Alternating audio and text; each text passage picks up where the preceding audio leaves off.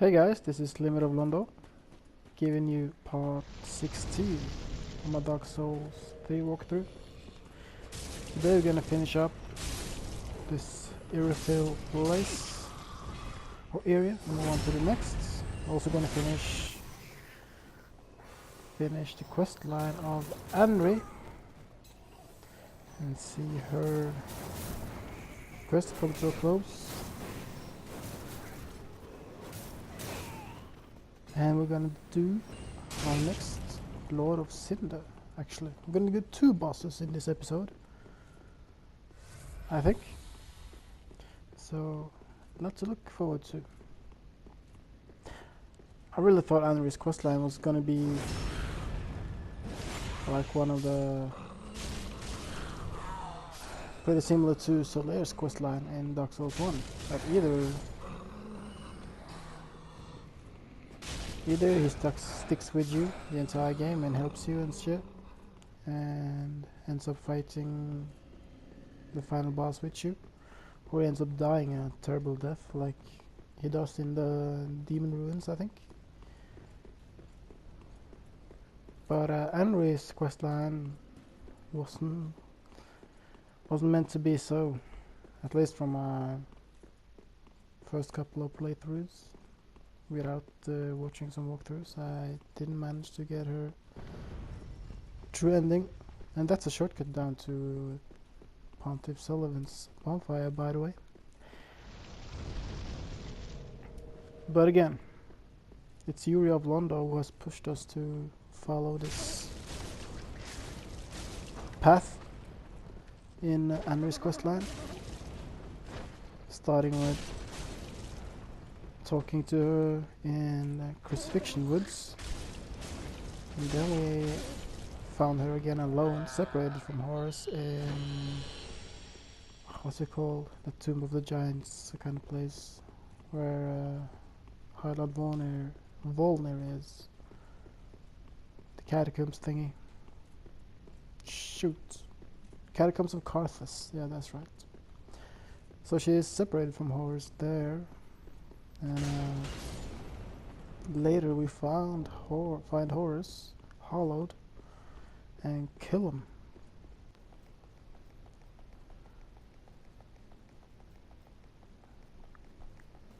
Because if we leave him alive, we'll just find Anri at the same spot, dead. And that will end the questline much sooner.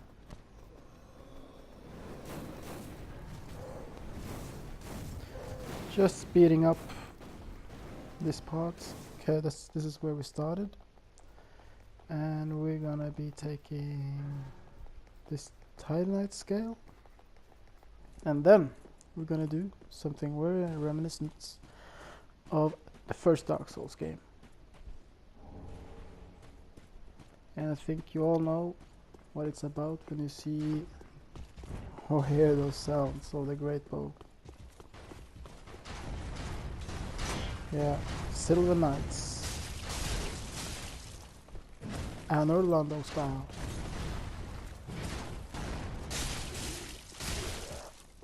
Can be tricky, but they can also be maneuvered around and parried. So down here, there's gonna be some ashes. Easterness ashes, it's the one who gives you Shiva of the East's armor set. I did a Shiva of the East cosplay video as well. If you haven't watched it, please give it a little view. Oh. As you can see, it's not that hard to get a backstab in. And this guy drops a lot of shards. So we gotta watch out for this guy in the corner here. Ouch. They do a ton of damage as well. I really felt it when coming through here as a sorcerer build. A couple of hits and dead.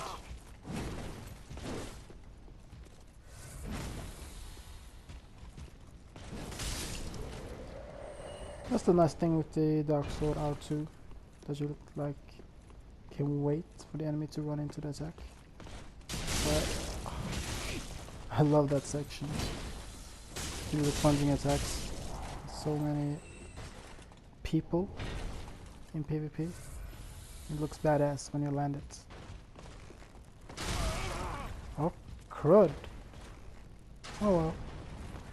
At least they helped us to get our own great bow. That's nice.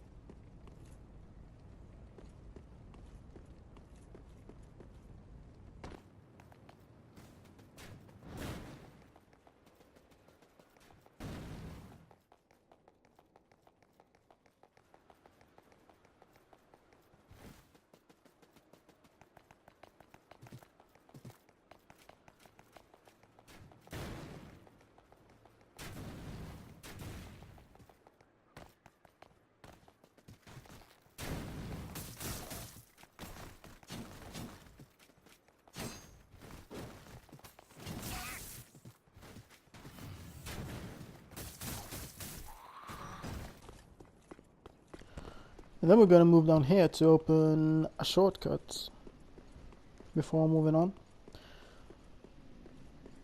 And it's down this ladder. The door opens a shortcut from where those deacons are. You can do a lot of funny things in PvP here. I'm playing this section in offline because or else you're gonna get ganked the hell out. So this is a pretty good place for doing some PvP. Next on we're gonna go to a hallway. Was very similar, or it's pretty much the same place. If it rings any bells, this is the area where we fight Gwendolyn in Dark Souls 1. Our gracious lord, your spouse awaits you. You are very near. Please take the sword of avowal. May you be the truest lord of Londo yet.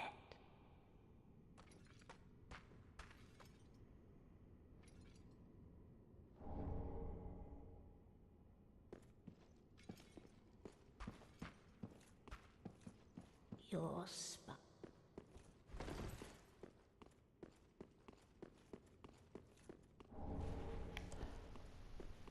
That's a mighty cool armor set. And this is the hallway where we fight Gwendolyn. So many memories of that fight. And next is our spouse, Anri. Let's make Londo whole again.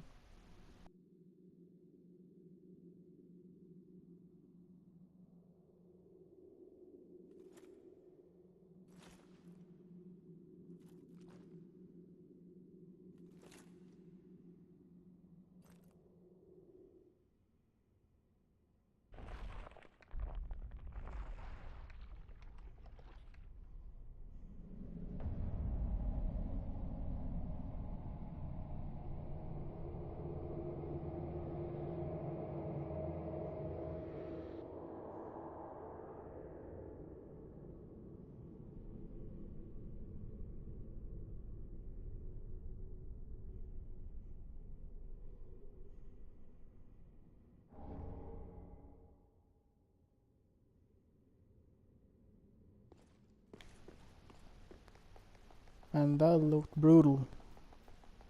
And I still don't know the effects of that ritual, what it does exactly. So if anybody of you know, please tell me. But do let me know. I know what outcome it gives or utilizes eventually, but the meaning of sticking a key into the face of Anri? What's that about, really?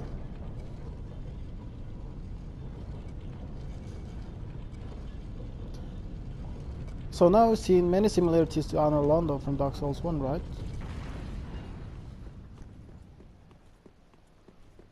And this circling tower certainly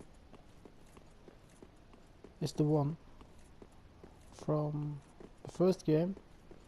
So when I came here the first time playing through the game, I was like,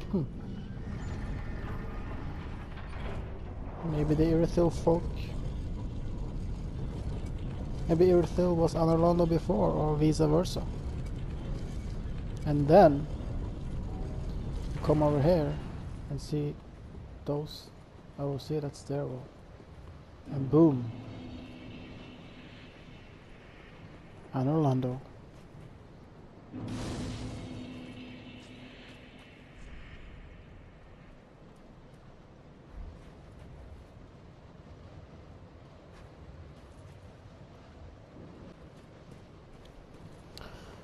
So I can remember the gargoyles you had to fight here, along with the two giants, two guardians up there, now replaced with silver knights, which are the knights of Lord Gwyn, still clinging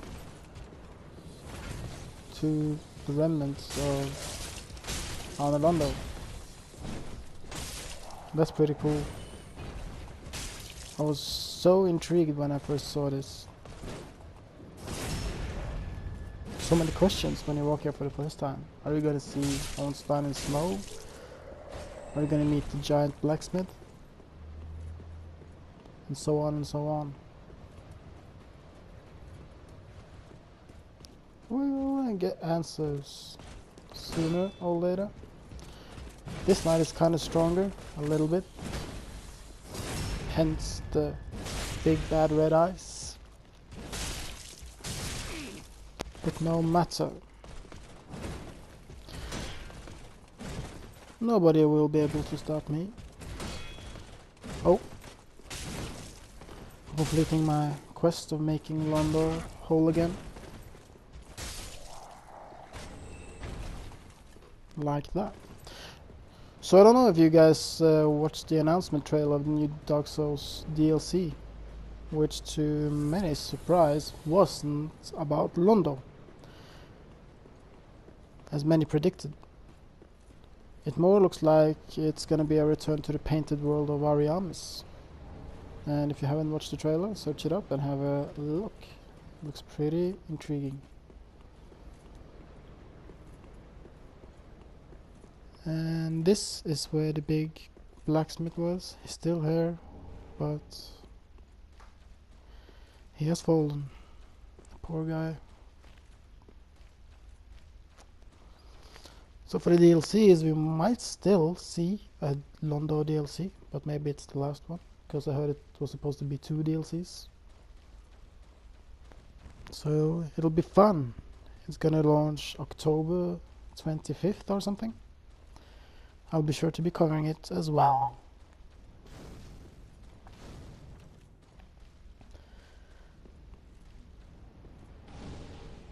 So down here is where you could invade Lothric of Kareem.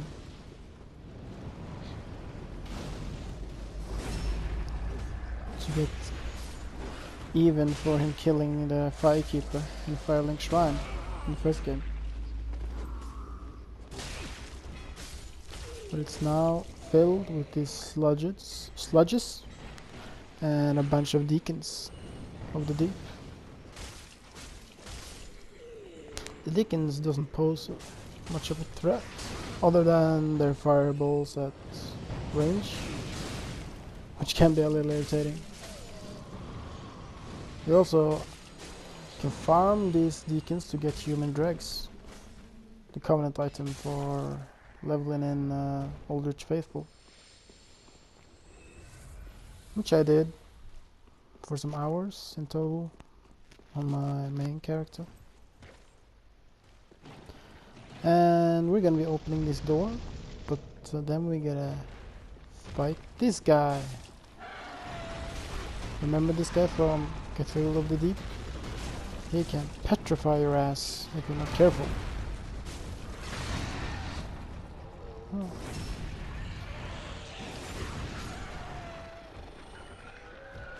Much easier to deal with him now.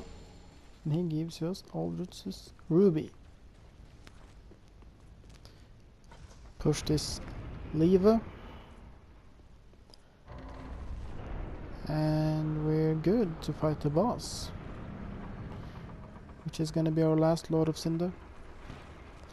Told you guys who hoped for a reunion at Ornstein and Small has got to be disappointed, but it's a kind of cool boss fight, and it is one character from the first game was being eaten by Aldrich, which is this boss fight, the Devourer of Gods.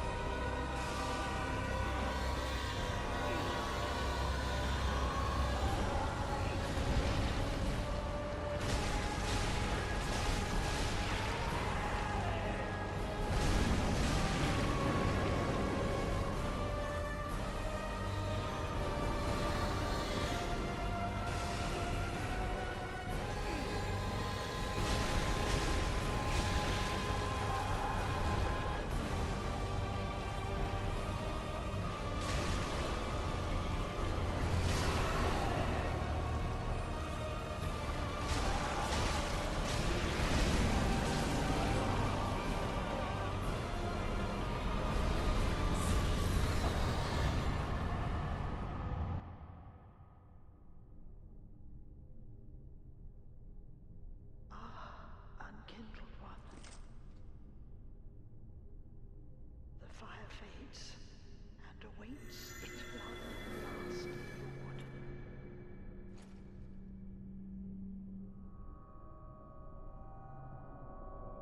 Prince Lothric is in your hands.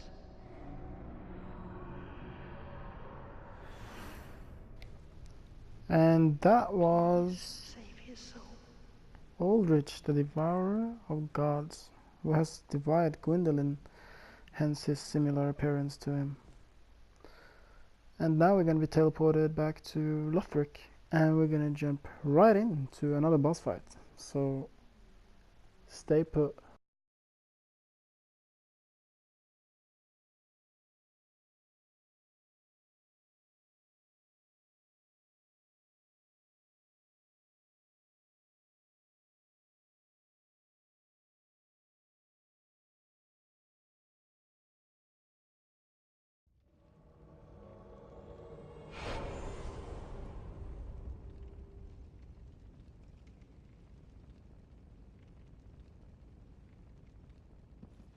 Prince Lothric is in your hands. Please save his soul. Tell him what he must be, a lord.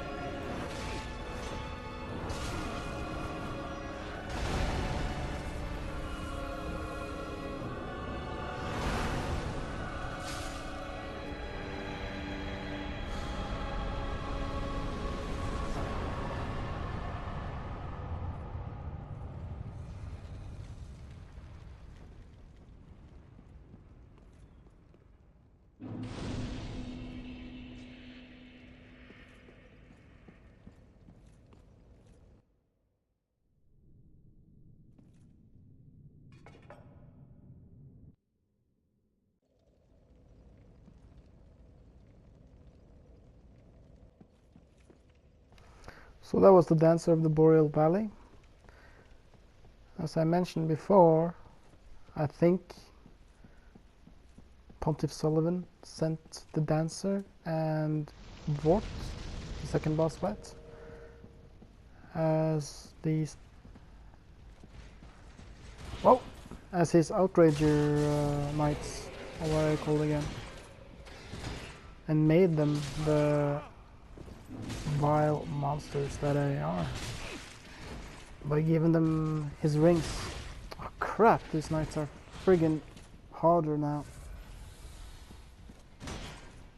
So there's some interesting lore about Dancer and Vort.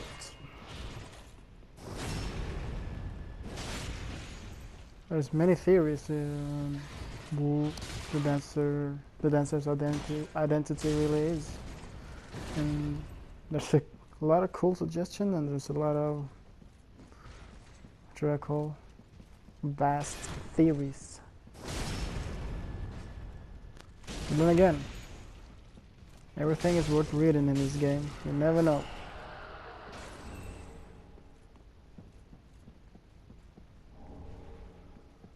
What I do like with these knights is that they can drop Titanite chunks. So when I'm at the end game and want to farm some shards, I usually come back here, kill these knights, At least you get some, you will get a bunch of large titanite shards. And if you're lucky, you might get some chunks as well. You know what? Screw these guys. I'm going for the bonfire.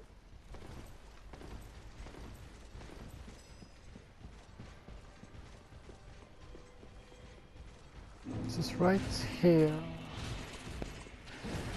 This guy is gonna cut me some slack, is he? Oh. Backstab. Boom. There we go.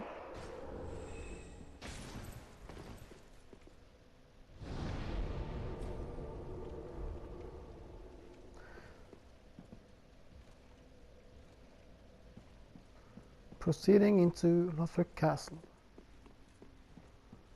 There's gonna be a lot of nice item finds in here, and there's 2 boss fights on the way.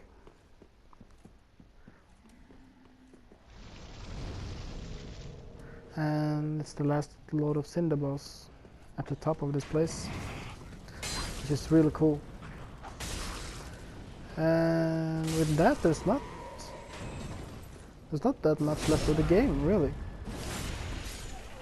I bet we'll clear it out in a couple of other episodes. I do not know if I'm gonna be covering the optional areas left, or I'm gonna do them off screen. We'll see. All in all, I've been enjoying doing this walkthrough.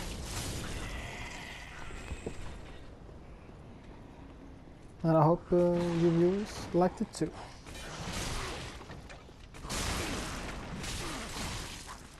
I've at least gotten a lot of good responses, and I might just do some more commentary videos later after this series as well. Other projects I'll be working with after this is finishing the I Am Setsuna boss walkthrough, and I might try out the Neo beta,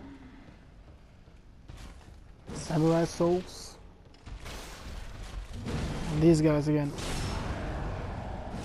So this guy has the weapon I've been talking about that I want to try out, the twin axes.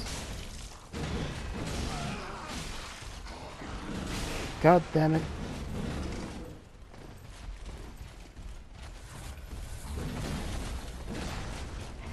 Because the weapon out of that weapon is friggin' sweet.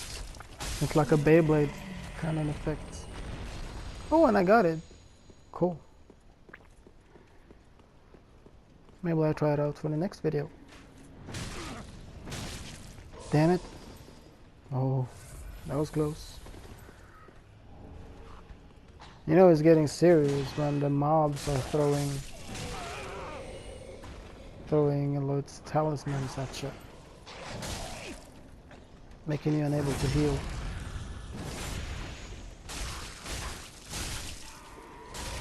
But it's not called Lord's Talisman in this game, is it? I think it's Undead Hunter Charm or something.